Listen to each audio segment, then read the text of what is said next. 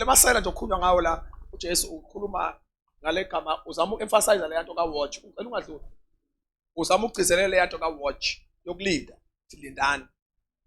Usethi kuba umuntu basazi isikhathi isela belingangena ngaso lizophanga impahla yazo. Uthi bengekavumi. Uthi bezohlala ka-ayilinde indlu yakhe ukuze amasela angangeni. Let's say uyazi namhlanje kuzofika amasela. Obvious khona into ozoyenza. Kodwa ngithuleleni bathandekayo. Muwazi kuzofika amasela namhlanje phela ndodakazi. God bless you. It's good to see you. Ngiyabonga. Praise God. Uyazi namhlanje kuzofika amasela emzini wakho. For sure khontozo. Because uyazi ukuthi khona abantu abezayo. Angithi bazalwane. uJesu usho ke uzama izwi lenkosi ke lifuna ukuthi indlela yethu yokulinda indaba yokubuya kaJesu sibe naleyo mentality yomuntu uthi lento ongayenza uma wazi ukuthi kuzofika isela emzini wakho leya nto kululungiselela ukuthi impahla yakhe ingathathwa uthi uJesu akube njalo even in your spirit ukulindela ukubuya kaJesu. Don't be so relaxed. Nikhona nibathandekayo. So watch therefore, for you do not know what hour your Lord is coming. Somebody say amen. Yes, qhubeka ke sisi wami. Ngalokho nani hlalani nilungele ngokuba indodana yomuntu yakufika ngesikhathi eningasicabangi. Malibonge usokuba lo soku 44 manje. 44. Okay. Lithi ke angicela ungiyela ku 43 ujampile lapha ngifuna khona. But know this, that if the master of the house had known what hour that thief will come, he would have watched. Somebody say amen. Uthi hayi ubezolinda ke bezovusa abafana bakhe hlalo kurawude to asilala namhlanje ngoba siyazi isela liyeza. Usethi ke he would have watched and do not allow his house to be broken into. Somebody say amen. Akekho umuntu ongavuma ukuthi impahla yakhe kunempahla yakhe ebizayo ukuthi ithathwa amasela azi ukuthi amasela ayeza. Uthi ke ngezinye indlela uJesu la hey umuntu wangasangena enkingeni umuntu obekade ignorant engazi lutho ukuthi namhlanje kuzofika amasela uthi lawo umuntu ke usemathubeni uthi amasela angafika afohle athathe nempahla yakhe futhi. Kodwa ukhiye la bazalwane bami ukulinda. Nikhona nibazalwane. Ya ukulinda kubulawa lento ukuthi hey musuba ignorant. Musukuphila nje la akube khona into kuwe yokuthi uJesu uyabuya. Malibonge igama lenkosi.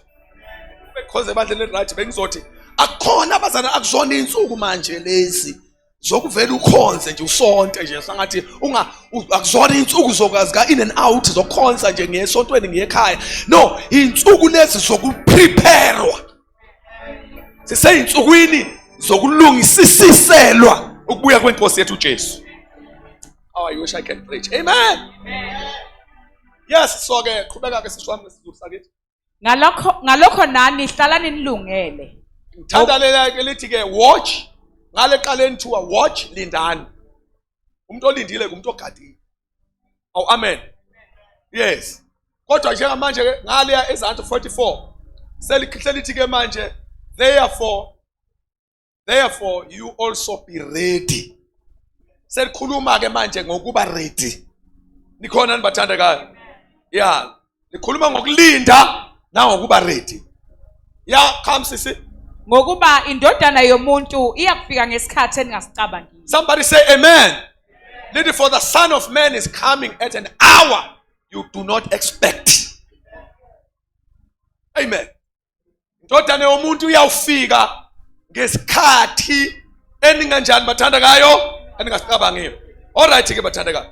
Into abalekile bazalwane bamanje sikwi season la khona umoya ingcwele khona prepare elungisa ibandla likaNkulunkulu elilungisela ukubuya kaJesu. Ayikho into eyenza umoya ingcwele manje bathandekayo for udumo lwabantu. Ayikho futhi into eyenziwa umoya ingcwele manje eyenzela nje for fun. Akekho umuntu oentertainwayo manje.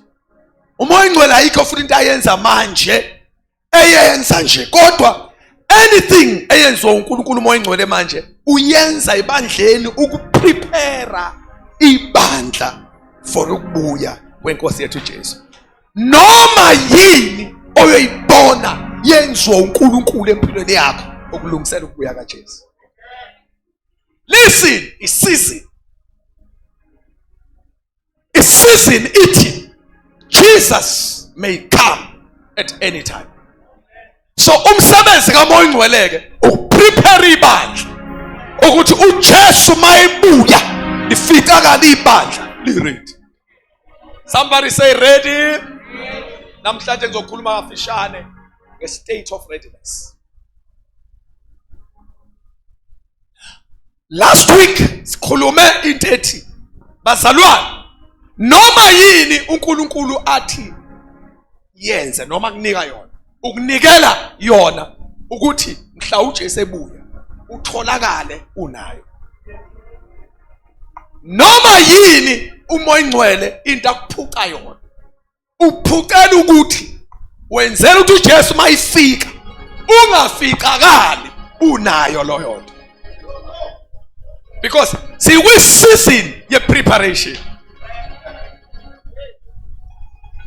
Siyapreparwa makuthiwa yenza ukuthi this is not for isonto, this is not for men, but uMoya Oyingcwele ukulungiselela ukuthi uJesu mayibuya utholakale unayo lo. Uma ethi yeke ukuthi awuphanishwe, kodwa uyekisela ukuthi uJesu mayibuya ungafikakali unaloyo nto, ngoba siyalungiswa. Tshela umakhelwane ukuthi siyalungiswa. Uma ethi uMoya Oyingcwele khipha ijazi baba uhloko, ingoba uJesu ufuna ukufika ijazi ungalifakanga. Uma ethi gqoka ijazi, ingoba uJesu mayibuya ufuna ukufika ugqoka ijazi. Ayisekho into eyenzelwa for any person manje. Yonke into yenzelwa ukubuya kukaJesu. Yes, I wish I can get another pulpit. Leli ngibona ngathi incane, ngifuna ngathi angazi ikuphi engingama kulo ngilalelo umuntu wonke shongathanda ungizwa. Ukuthi yonke into eyenziwa uMoya Oyingcwele manje is preparing the church for the soon coming. Uma tithandaza ushola ukuthi njengoba tithandaza nje kukhona izinto ofanele unikezwe zona in the spirit ayizodingeka uJesu mayibuya. Kodwa ngithuleleni bathandekayo, ayikho into eyenziwa kumuntu manje for fun, kodwa unikezwe izinto okuzothi inkosi mayibuya zikhange nje. Ngoba season, hey, I wish I can preach, because season, if Jesus is coming, no matter you believe it or not, the Lord Jesus is coming back again.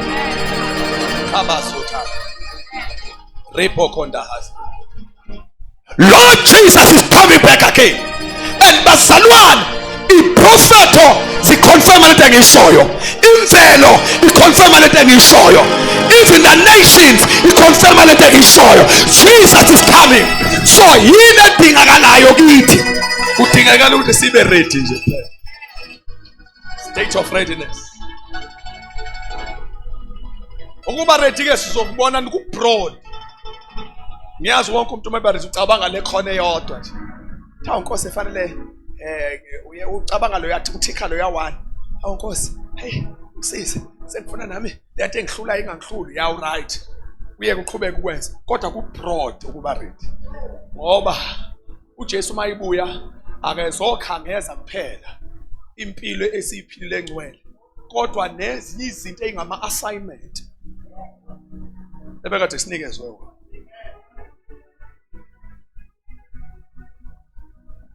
Akazokhangeza ukuthi ngangabhemi ngaphuzi.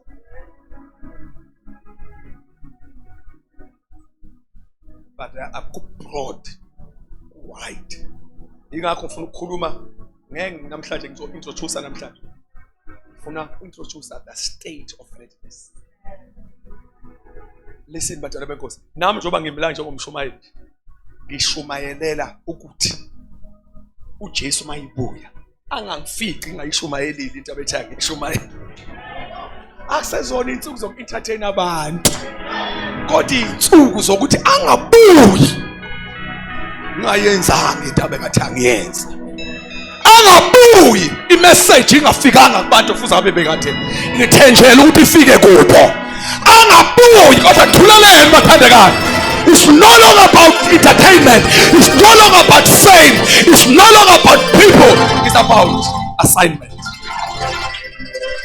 He is coming. Ngenzela mayefika athi ncekehle nethembekile. Asisanikhonzeli manje bazalwane bami ukuthi angazi ukunicelebrate, sinikhonzela ukuthi maye bonakala athi faithful servant. Let's consider faithful servant. Let's consider faithful servant. In a good way, in a good way. That's why, bazalwane, money is not our priority. Priority number one, faithful servant. Noma uthandaza ukhala uthi Nkosi ngenzela mawuvela ngiqhamuka nami uthi ncekehle nethembekile ngene ekuphumuleni kwaphakade. iBhayibheli ibusisiwe lo nceko eyonikeza abantu bendlu yabo ukudla kwabo ngesikhathi sakho. Ngoba thina nje ijudgment yethu yongena endleleni ebesidisha ngayo. Yabo? So now yonke into ngakho ngithe i-wide, niyayibona ukuthi iyaqaqeka. I-wide ayimfishane. I-wide. Uthi nani ke be ready. Uthi be ready. Somebody say be ready. So no thani be ready. Khuluma ngoba kuyisingisa nyani thani be ready. We are in the season of readiness.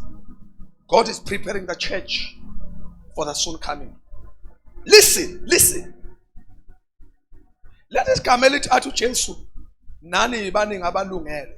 Lelithi therefore also be ready. Ali should be afraid. Hang on in corner causeway. Leli gama lithi be afraid. Lithi be ready. Ali should sabana. Omunye umuntu vela ungafaka enye into endaweni la kwakusho la kusho ukuthi wasaba. Yethuka lithe lunga. Ready. Abona makufika umuntu ezohamba nawe lathi mhlobo wami sesohamba ngicela ubulunga. Akasho ukuthi sithuka uthe lunga. Inkinga ithina sireplace ukulunga ngokuthuka. Nkosi yami nje siyabuya. Akasho ukuthi sithukane uthe ibaredi.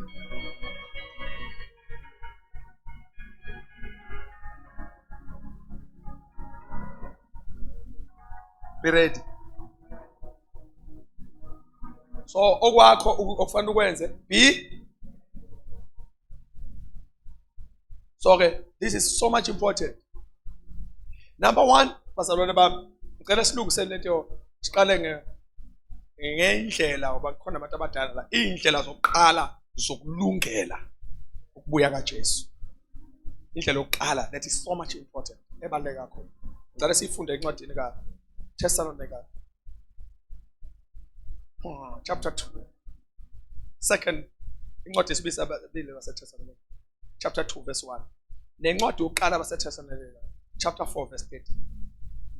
Aqale ngayo chapter 2 verse 1.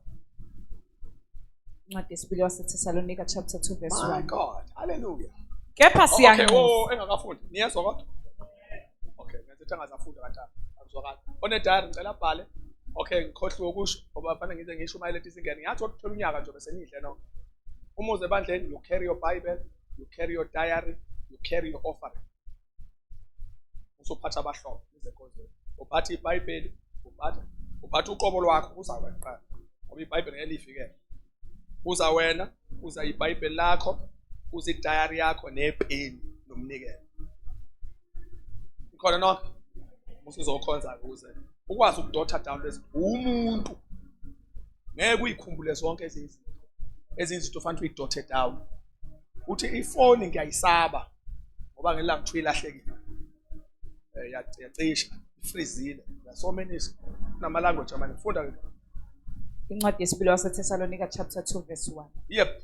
Kepha siyanxusa bazalwane. Hey! Siyanxusa. Sanibonani? Bazalwane siyanxusa, yebo.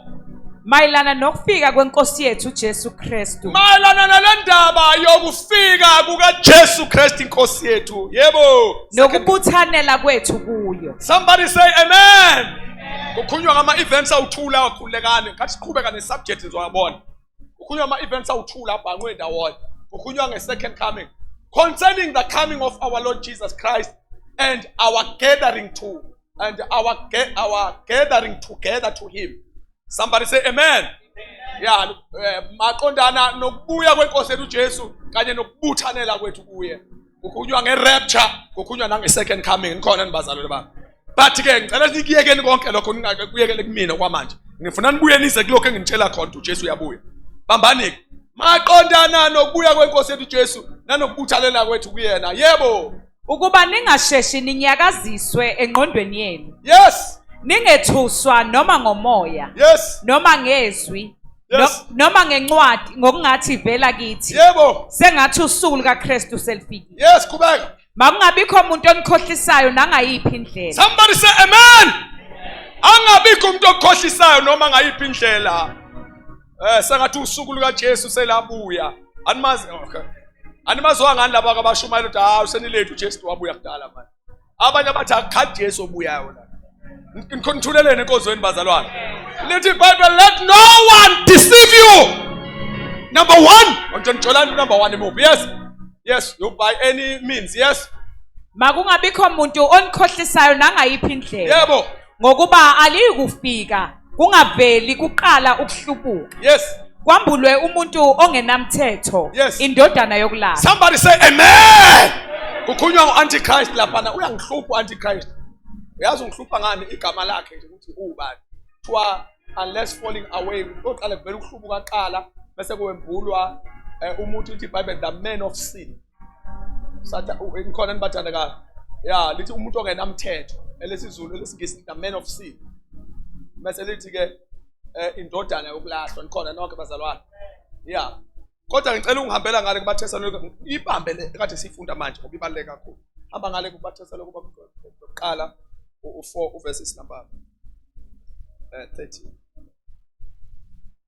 Kepha asithandi bazalwane. Ngicela niphinde nibambe lento. Into efanayo bazalwane. Lesifunda ngani nanga iyefana. Number 1 siyanxusa abathandekayo. Mase kuthiwa ngapha 1 come. Kepha asithandi bazalwane. Yes. Ukuba ningabi nakwazi ngabalalayo. Somebody say amen. La kukhulunywa ngabalalayo kukhulunywa ngabantu abafayo. uPaul la wayi-introduce le ndaba yokubuya kaJesu ne-rapture. Maya uyiqala ngabantu abafayo nikhona nibathandakayo. Hayi abaleleyo uthi abalalayo. But I do not want you to be ignorant. Somebody say ignorant. Ngale uthi hey ngiyanxusa bazalwane ukuba ningadukiswa. Akaduki kumuntu owaziyo.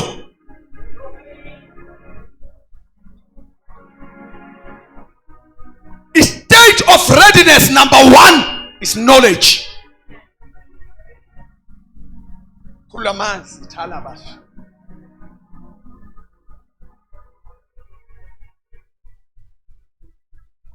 I-challenge yokuqala engashaya ibandla lingabi bikho ready ukubuya for ukubuya kaJesu ukungazi. Hayi nithule nonke nkosi. Hayi ukuthi niyaku-undermine ukungazi nina. Nikhona nibazalwane. Ngicela nihlale ningibheke nonke bazalwane. Ngicela nihlale ningibheke ngoba manje ngibhekile ngizwa manje. Nikhona nibathandekayo. Nikhona bazalwane.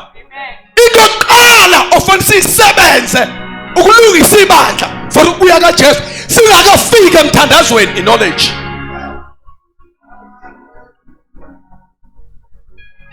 Lento ongazi isichitho. Umuntu mengazi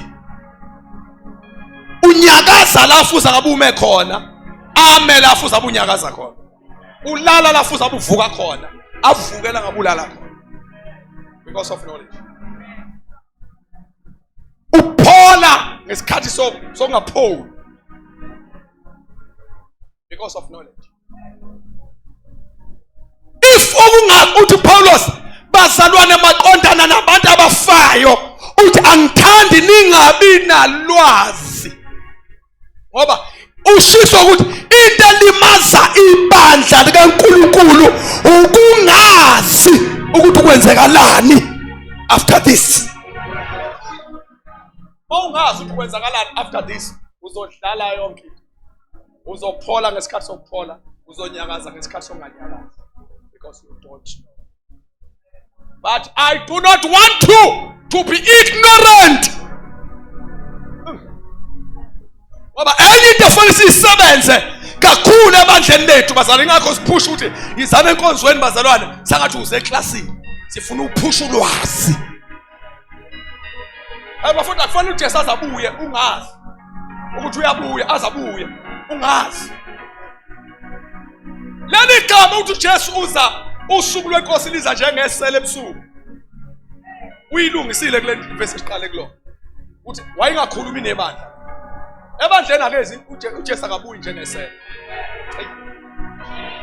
Ebandleni uJesu akabuyi njengesela, ngoba ibandla litsheliwe ukuthi uyeza. Ibandla liready. Ingakho impahla yethu ingeke ifohlwe. Ingakho ukuphila kwethu kungeke kuthathwe umuntu, because itsheliwe ukuthi uJesu uyeza, simlindile. Uza njengesela esweni. Ngoba izwe alinakile ukuthi uyabuya. Thina siyazi. We are ready for him. I wish I can preach. I wish I can preach. Lalamba bazalwane, ningahlanganisi leli verse nihlanganise nebandla. Ukuthi uJesu uza njengesela ebusuku, usha njengesela kwabangakholwayo. Engeza kanjani njengesela wena ulindile? Wena ulinde yena. Ungazuma umuntu ethi ngiyeza. Mawuthi umeleni lapho ngithi ngilinde umfundisi Culu. Mase qhamuka umfundisi Culu, hawu wangijuma njengesela. Hawu. Ngane vele ngilinde yena. Umuntu obengazi ukuthi umfundisi Culu uyeza. Mayivele qhamuke ngena. Uqhamuka njengesela kakulo. Kodwa wazi ukuthi uyeza akayelona isela. Thina uJesu akufika njengesela ebusuku kithi. Uzofika njengesela ebusuku kwabangakholwayo. Ngoba kumanje abekho kithi. Bonke kumanje ba-entertain impilo yabo. Kumanje abanandaba nokuba nandaba nendaba yokubuya kaJesu. Thina siyayishunyayezwa njengoba ngikhuluma manje. Iyazi sitshelo lani, sitshelela ukuthi kungabi yisela. uJesu ake ufika njengesela kuwe. Akusona indaba ezimbi ukufika kaJesu kuwe. Indaba ezimbi ezweni kuwe. Uyalungiswa, uyapreparwa. Somebody say amen.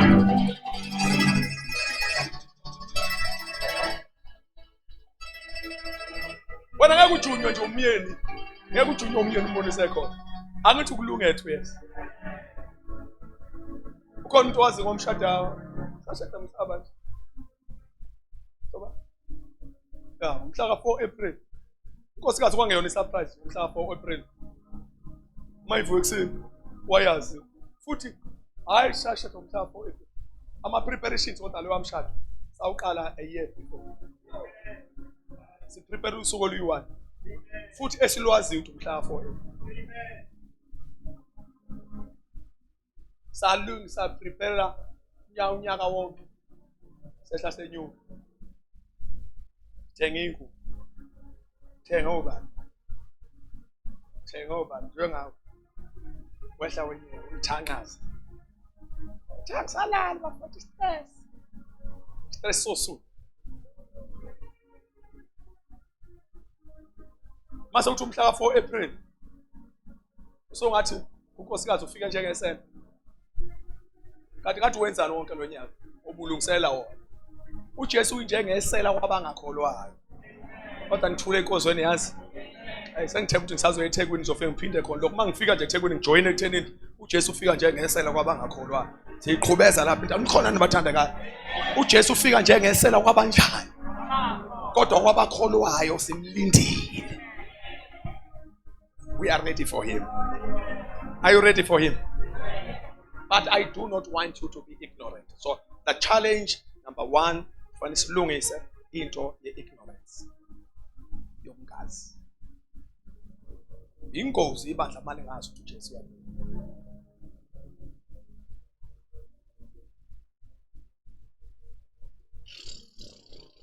ziningi izathu engayenza ukuthi ungazi. Esokuqala sizathu common. Esokuqala engenxa ukuthi akekho kufundisa. Uma ungayazi khona ongakutshelanga. So it should be the first challenge. Often siyilungise, it's a pulpit challenge. Masikhulume zonke izinto kodwa ibandla lingapreparelwanga ukuya kaJesu secrisis. According to the prophecies, ngokweyiprofeto nangokwesizini asikho relevant.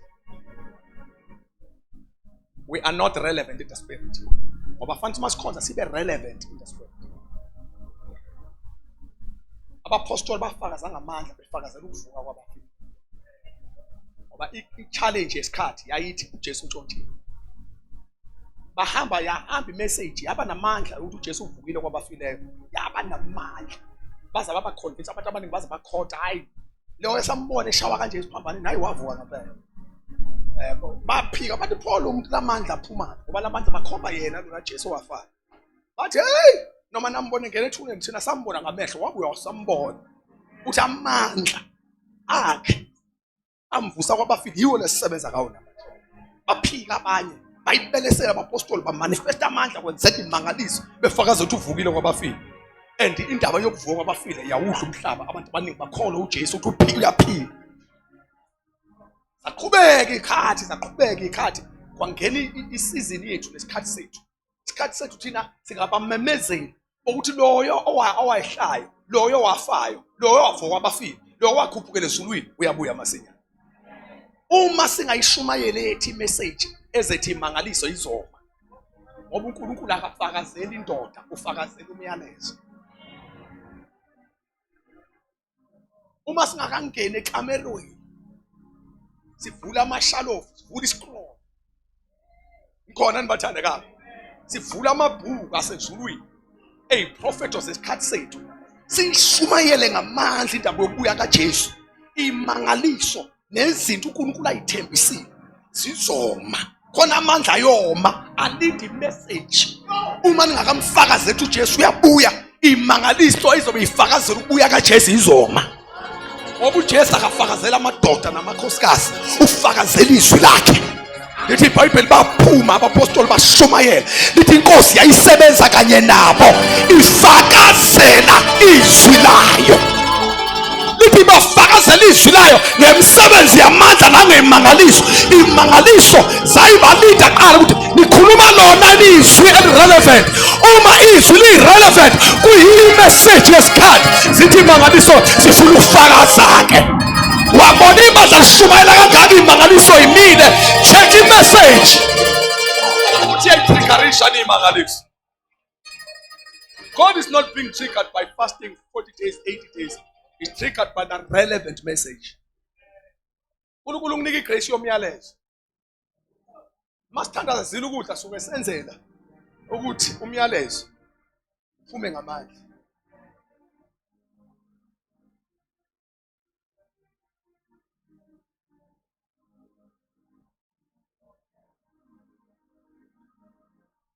Waza la ndoda ngazana. Waza madoda.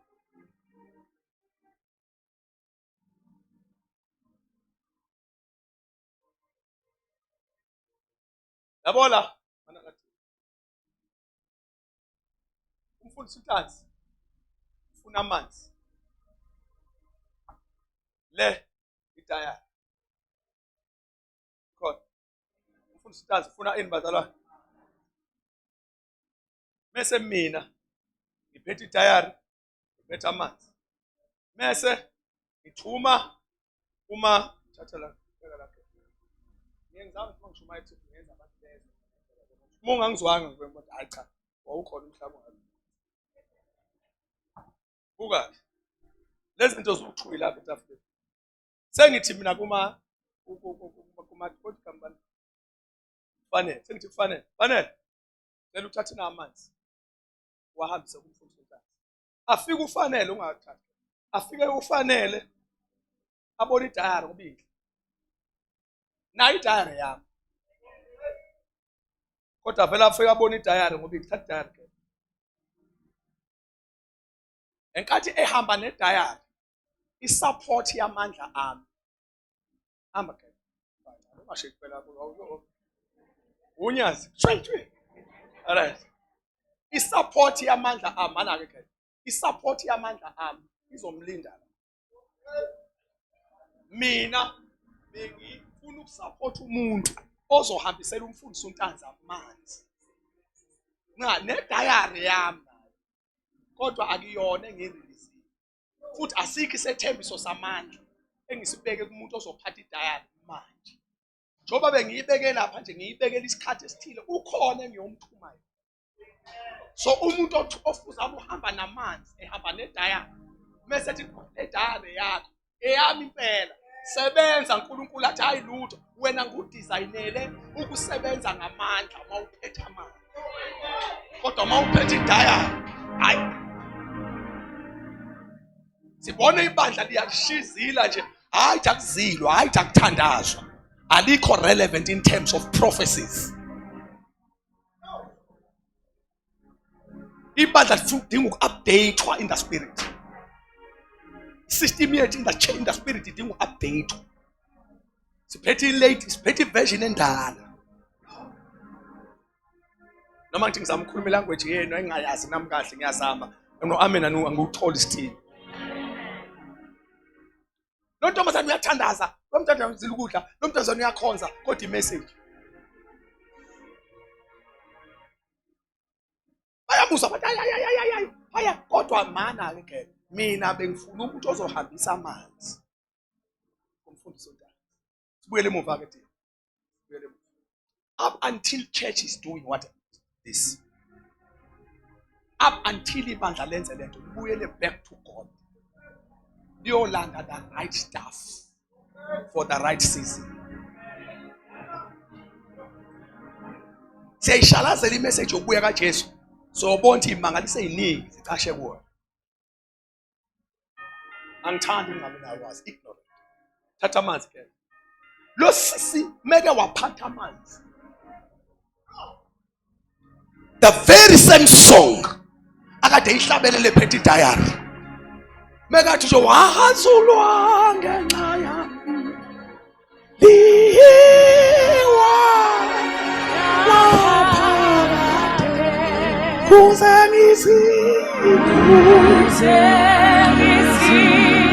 izifihle kuwe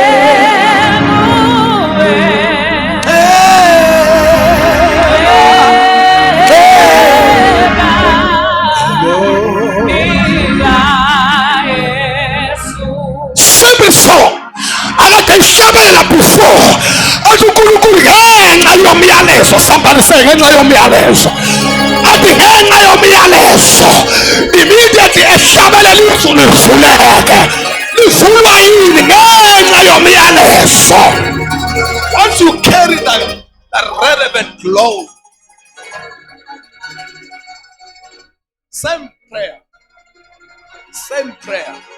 same worship.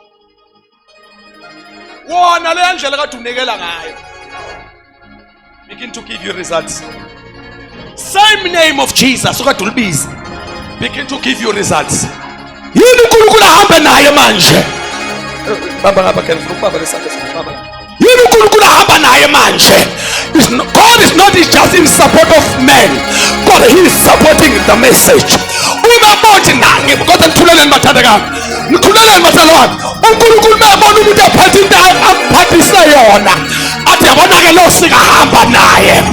Avala amadimoni kwasuthi uNkulunkulu umuntu ophethe into kaNkulunkulu relevant akavalelwa. uSathana alwe, uJehova alwe. uSathana kufaka etilongweni, uNkulunkulu alivule itilongo. Ulivulelani? Akilivuleli uPetro, ilivuleli iMessiah. Once you carry the relevant mantle, waphathi menhle right, iJordan izovuleka. Waphathi menhle right, iJordan izovuleka. Hamba ngani yami, God bless you. Nikhona nibathandekayo. Waphathi menhle right, iJordan iyavuleka. Waphathi menhle right, iJordan iyavuleka. iJordan ahloniphanga ingubo kodwa lahlonipha ingubo kaEliya. Kodwa nikhona nibathandekayo. Nikhona nibazalwane. ngoba into laluyahlonipha uElisha la kodwa lalihlonipha into ayiphethe. Elisha was an ordinary person but carrying that relevant mantle. The problem with the church, Satan ufuna sibe powerful but sibe irrelevant, sibe out of context. Mhlambe eceleni kwaJudge sifaste kodwa eceleni kwawo get the relevant message.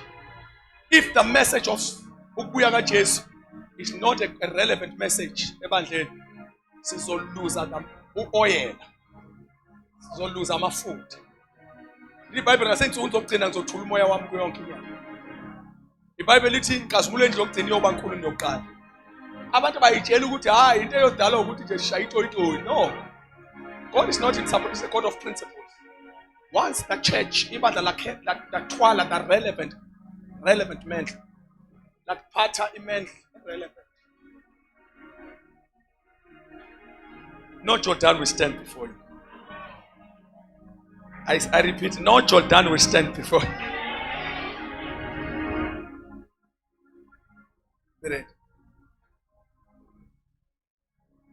Okunye sokubona next time. State of readiness. Ukube kuliwe nongazi. Amadodana kaIsaka. iBhayibheli behla bonke abantu bephethe ikhali beyogcoba uDavida abenkosi. Wehla usizwe sikaRubeni. Kwehla noJuda, even Judah, a man of worship, ayehla ihlomela. But this time, so she umbuso, Saul. So David by fire, by force. But Saul's time is over. This is time for David. According to prophecies, to fulfill the prophet. Bonke abaya babe right bafunda. Singabashaya. Bonke abaye behlomile. Ngoba bazi kahle ukuthi hey koshutha inkosi. Iphutha omunye umbuso ifaka omunye izovuka. But kukhona leya team. Lithi iBhayibheli amadodana kaIsakari. Lithi amadodana kaIsakari amehla wona wabheza ngisho isikhali esiyi-1. Angisho ayingayiphethe iBhayibheli aliveza. Lithi kumadodana kaIsakari kwakungabantu ababeqonda ikhadi. Funda Numbers 12 ba. Numbers 12:33. Penyani ivese liqhamuke epulpit phela. Sheshisa ucinga lapho. Numbers, I think it's Numbers 12.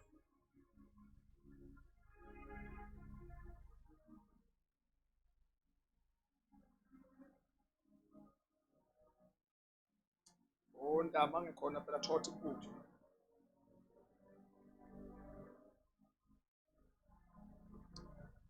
No, 10 man, Numbers. No, not Chronicles. It's the Chronic, you know, that's all right.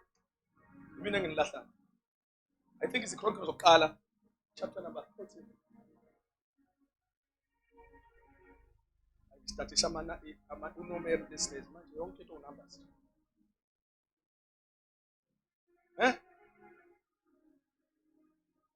Kana isimsonja.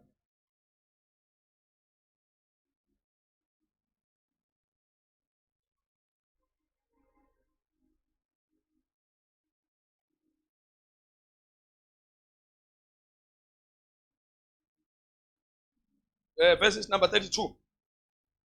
Bese ngiyitholela awu ngiyabonga ukuthi obusitholile. Uthole awu ngiyabonga ke.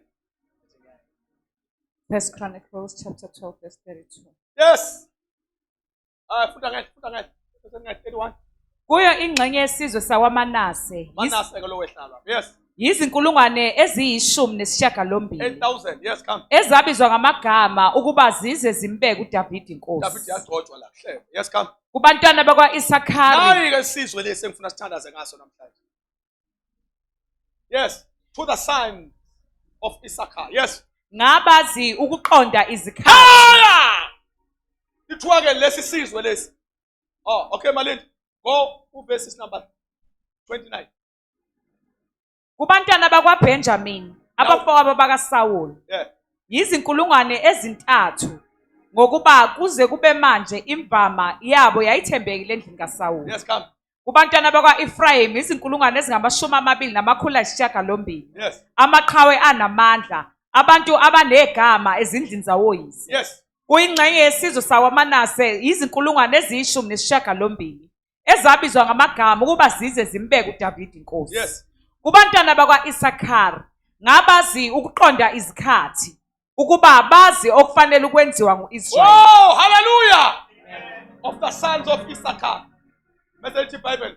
Who had an understanding? Who had understanding of the times? Somebody say amen. Who had understanding of the times? Amadoda like Issachar mehla wona ehla ne understanding of times. Ikhulisizo bengisifuna lapho. Qala verse number 20. Athi buke mina manje. Siyathandazana. Kuba u32 lo umfundi. Yes, funda verse number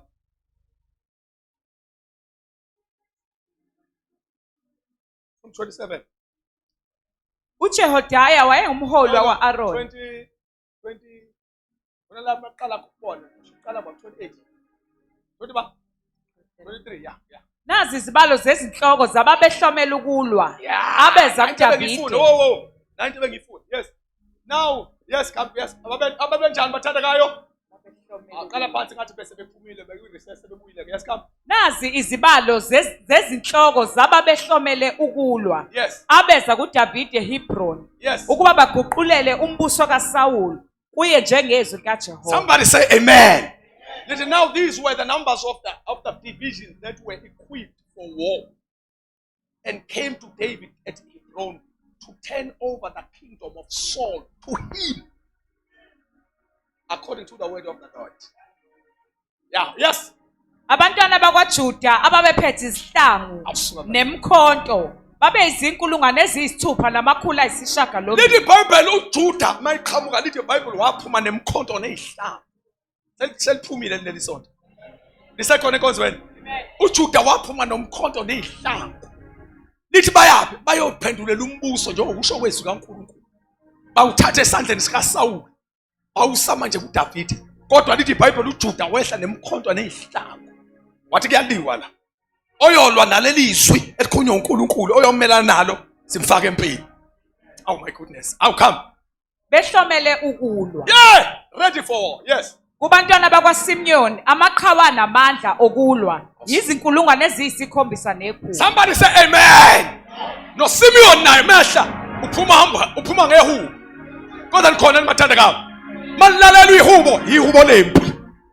But make wenza imistake uSaul. Wanqaba ukubizwa likaNkulunkulu fulfillwe. Sobhekana nayo ngenkemba. Khona abantu abangadlali, mase kufanele kugcwaliswe izwi kaNkulunkulu. But we are ready to fight for what the Lord has said. Kodwa nikhona nibathandekayo. Ngisho ukuthi ukubiza impilo yethu. Kodwa fanele izwi kaNkulunkulu lime. Ayingizomshumayeza ngelilanga lilanga lo. Come. Kubantwana bakwaLevi izinkulungwane ezine namakhulu ayisithupha. Yes. uJehodaya wayengumholi wakwa-Aroni. Yes. Enezinkulungwane ezintathu namakhulu ayisikhombisa. Yes, come. noSadoki insizwa eyiqhawe linamandla. Yes. Nasendlini kayise izinduna ezingamashumi 22. Yes. Kubantwana bakwaBenjamini abafowabo bakaSawuli izinkulungwane ezintathu ngokuba kuze kube manje imvama yabo yayithembekile endlini kaSawuli. Yes. Kubantwana bakwa-Efrayimi izinkulungwane ezingama-22. Yes. Amaqhawe anamandla abantu abanegama ezindlini zawoyise. Sanibonile igroup yalabo bathandekayo ehlala. Niyabona ukuthi uphuma obandla nikhona nibathandekayo. Bonke labo bantu ba ready ukulwa. Yes, come. Kuyingxenye yesizwe sakwaManase izinkulungwane eziyishumi. Yes. Ezabizwa ngamagama ukuba zize zimbeke uDavide inkosi. Yes, come.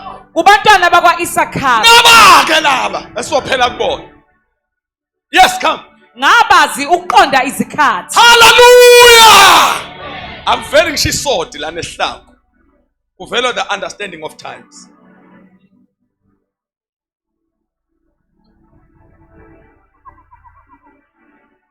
Bonke uJuda mayiphuma nenkemba. Uthi uyozama ukunyakazisa lento enkulunkulu ayikhulumile. Na inkomo, na umkhonto, nasi isihlabo. Manase same story. Uma kufika kumadodana kaIsakhari abavele bephethe inkemba, bavele bephethe the understanding of times. ukuthi angimemeze abathandeka ukuthi uqonda ikhathi kunezinye zeyikhali eyinamandla okudlula ngisihlangu nenkemba. Umuntu owaziyo uyisosha elinamandla ngoba knowledge is power. Somebody say knowledge is power. Once you know, listen, listen to the sons of Issachar who had an understanding of times. Yes, come. Ukuba bazi okufanele ukwenziwa nguIsrael. Somebody say amen. Let the Bible to know what Israel ought to do. To know what Israel ought to do.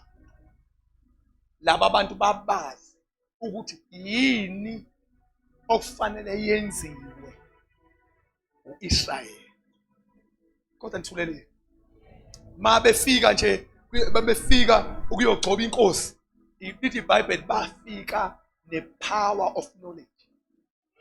They were understanding times. Abantu ababe relevant. Zifika nomkhonto ezami ezinya aningalunazo. Ezinye ifika nehlanga. Laba bafika nokuqonda ikhathi. Inkosi bazalwane bami uma sizohloma ngekhali singena understanding of times. Uthi inkosi masizothola abantu abazohlomisa ngenkemba nangekhonto kuphela bayengasihlomisi ngeknowledge of times. Abadingo mastermind. Ukuze sizosuke silwimpi empty. Amandla ehamba odwa aba ingozi ngisho kubanikazi bawo. Uma ulwazi lungekho. Phinde ngithi amandla ahamba odwa aba ingozi ngisho kumnikazi wawo. Uma ulwazi lungekho. Sengathi power ingashada ne-knowledge.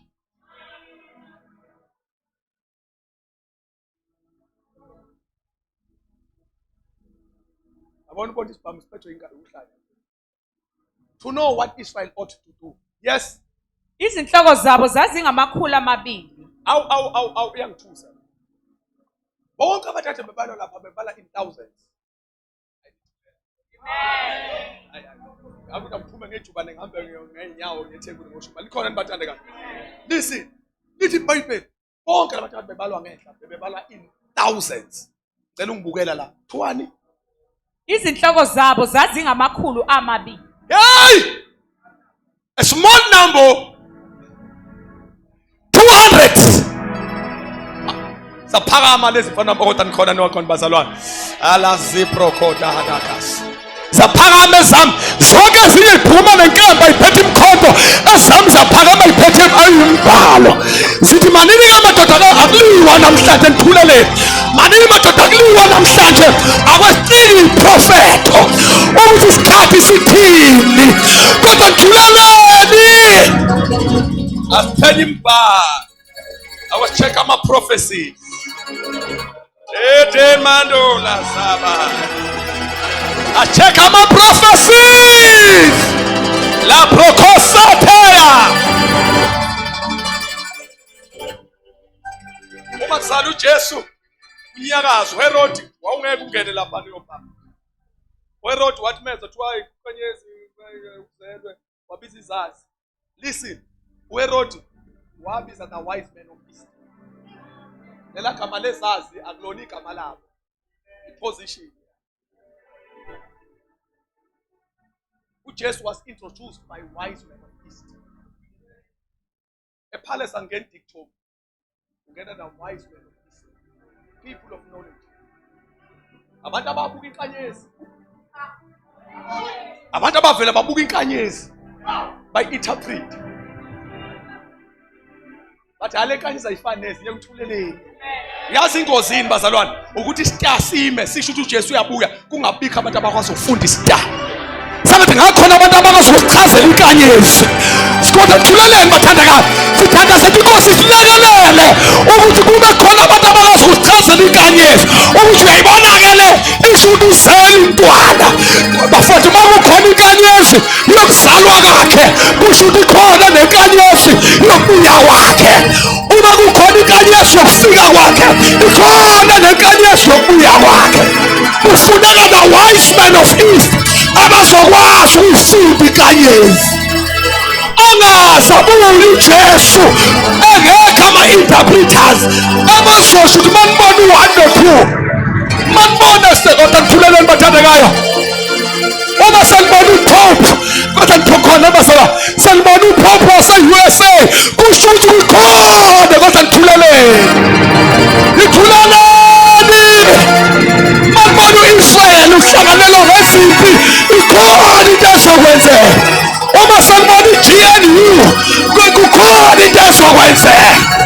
Sitting at the wise man of east to interpret the star. We are not running short of the star. We are running short of the interpreters. We are not running short of the star. The star is there. But the wise men of east sishodelwa izazi who will interpret. And said masanibona lenkanyezi. Cela nime ngenyawo sesiqedithuma. Manibona lenkanyezi. Shutho zayo. Yes. Masanibona imbusi ivukelana.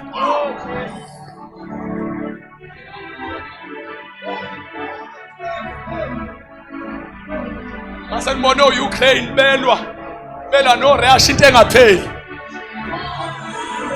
Star. Lalela akusona izimpi lesiyani star. Inkanyezi. Lalalani bantwana benkosana iyona impi lena. Lama-earthquake eniwabonayo, lama-natural disasters eniwabonayo, lezikhukhula enganqamuki now and then zikhukhula abantu akusona ikhukhula star. Osawuyeza. Star. Manje inkanyezi yokufika kwakhe yavela. Ibuyile futhi neyokubuya kwakhe. Kufuneka ama-interpreters azongena endlini kaHerod. Herod uzelwe. Bathi siyibonile inkanyezi yakhe. Siyibonile. Awunikuthatha ukuthi ukhona ozelwe inkosi. Siyibona inkanyezi. Nimbonile umntwana cha. Nibonele inkanyezi. Understand? God must help us and change our mindset. Obeka dasonta kaye. Follow the star. I want us to follow the star. But I can lose everything, I cannot lose the star. Because we are anointed to interpret times. Sons of Issachar. Arms is under the standards. Lift up your heads.